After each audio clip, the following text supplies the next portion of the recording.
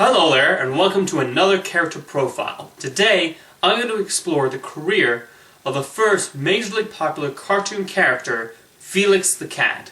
And despite his status as animation legend, I think he's okay. And I don't think his shorts are the pinnacle of great animation like some of his contemporaries. I'm just throwing that out of the way first. But let's move on to Felix's origins, which have been up for debate for almost a century.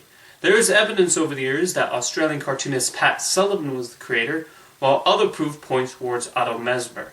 In the end, both were key contributors to the cat's creation. Felix the Cat made his screen debut in the cartoon Feline Follies in 1919.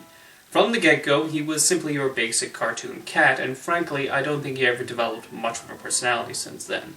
Sullivan and Mesmer took inspiration from Charlie Chaplin's Little Tramp for the character, but Felix just lacked that art and humor that made Chaplin so endearing and still timeless to this day. They even tried to make the comparison even more obvious by having Felix appear alongside an animated Chaplin in Felix in Hollywood. Now, that is not to say Felix didn't have occasional moments of creativity. One idea that was quite clever was his ability of removing his tail and twisting it to create other things, and it was quite an interesting idea. However, that is just not enough to make Felix interesting to me. When it comes to early inkblot characters, the basic style of Felix shorts just don't compare to the stronger work provided by Ub Iwerks, Walt Disney, and the Fleischer brothers at the time. Sure enough, when the decade came to a close, Felix's popularity started to wane with the arrival of the sound era and a certain other minstrel show-looking anthropomorphic animal. When Felix tried to transition to sound films, the results weren't pretty. The attempt to make sound Felix cartoons was a disaster, and they definitely paled to what Disney was doing at the time. Even looking at the cartoons by themselves, Felix just continued to stay the same, and frankly, those early sound cartoons might be even worse than the silent ones. Things slightly improved when the Van Buren Studios took on the character and brought him to color. Felix was made younger, and frankly his new voice was a tad annoying, and again, he did not have an inch of personality. As usual, the bits where he transformed provide the rare cute moments in these color shorts. This new cartoon series was not successful, especially with the Warner Brothers and MGM crew also around the corner, and it would take more than 2 decades before Felix the Cat returned.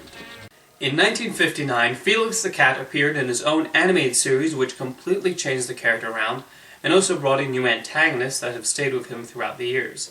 This show saw the introduction of Felix's magic yellow bag, which could produce almost anything and get him out of a number of scraps. Throughout a good amount of his adventures, the Professor and his nephew Poindexter would continually try and steal his magic bag.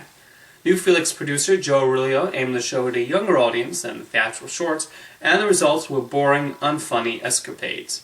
Even with the addition of a magic bag, there's little imagination in this show. Not helping matters is the limited animation. UPA did a fantastic job of showing a different stylistic approach with their shorts that utilized basic, simple animation. Shows like Felix the Cat was why limited animation will later gain such a negative reputation down the road. Nonetheless, the show was successful with its target audience, and Felix became a prominent figure in popular culture again. In the 1980s, Felix the Cat made another appearance, this time appearing in a full-length animated feature produced by Joe's son, Don Aurelio, and employing a team of Hungarian animators. I actually watched the film when I was very young, and I remember enjoying it at the time. So, a couple of years ago, I saw the video in a thrift shop, and for 50 cents I thought, why not? I'll revisit it. I assume it's still an enjoyable little gem, and to say it did not hold up would be an overstatement. This is one of those films where I just sat there mystified at what I was seeing on screen. The whole script is a hodgepodge of cliches that actually manages the task of also being a complete and utter mess. The animation is terrible, and thus the surrealistic images have no effect, and the direction lacks any focus. This interpretation of Felix is so chipper and dull, it makes his previous uninteresting portrayals look like Mickey Mouse in comparison. The supporting characters don't help matters much either, all of which are either walking archetypes with no personality, or just plain annoying. The humor is constantly at a dead end, and the whole film ends up being a miserable affair and probably set Felix back many years. I guess the computer-generated Felix that introduced the film is impressive for its time, and the animator was even hired by Pixar later on, but there's no point to it other than to show off that they got this newfangled computer animation, and frankly the budget should have gone to improving the rest of the film. And that sums up the whole film. Pointless. I'll definitely rank this up there with Patrol in Central Park and Happy Cricket as one of the worst animated films I've ever seen. Now you might think there is no way for Felix to recover from this. However, his next screen appearance would actually end up being so good that even I really like it. And that is called The Twisted Tales of Felix the Cat.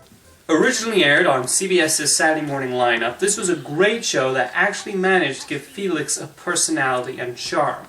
Not to mention, it's incredibly funny and creative. The animation has a very Fleischer Brothers style to it, and unlike Felix the Cat in the movie, the surrealistic elements actually succeed in being humorous and not random stupidity. Charles Adler's voice work as Felix is fantastic, and the other voice actors, which include Jim Cummings, Cam Clark, and Chris Summer, also provide wonderful work. There's a lot of hidden adult jokes I definitely didn't notice when I was younger, and they're also incredibly funny. The plot lines are also inventive, including one episode where Felix has to deliver a meatball on time, and there's a literal running clock at the corner of the screen.